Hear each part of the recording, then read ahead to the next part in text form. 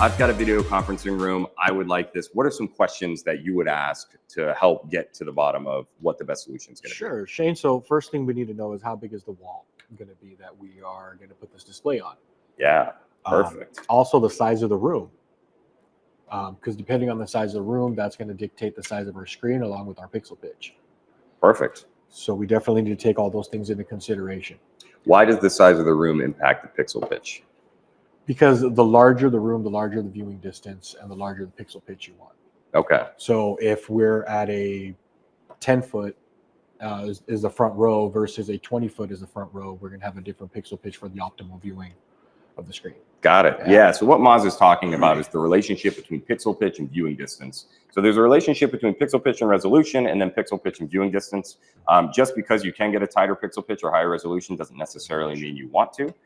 And this is part of the configurator where it says the optimal viewing distance. So what Maaz is talking about is when you're designing this system, where's the audience going to be?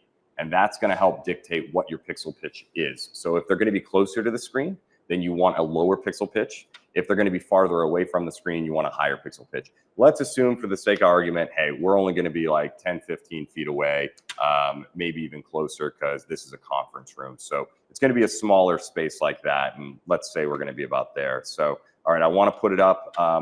Any considerations I need to make beyond just the size? What else? Size, power consumption. Power consumption. So power that's consumption good. is a real big one, right?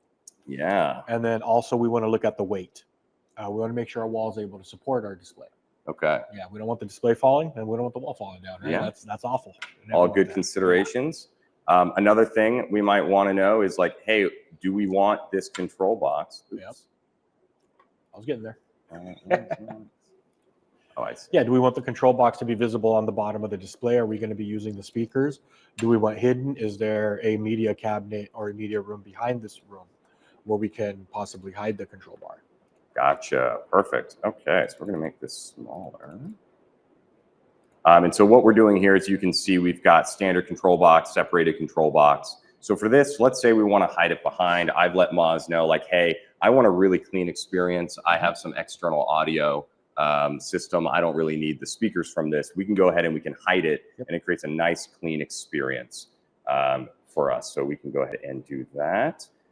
Now, here's the thing. I've got a really wide room. What if I didn't want 16 by 9? Is it possible to do like a 32 by 9 aspect ratio with this? Of course it is. Of course it is. So we'll just go ahead and add some cabinets to the width. Yep, there we go.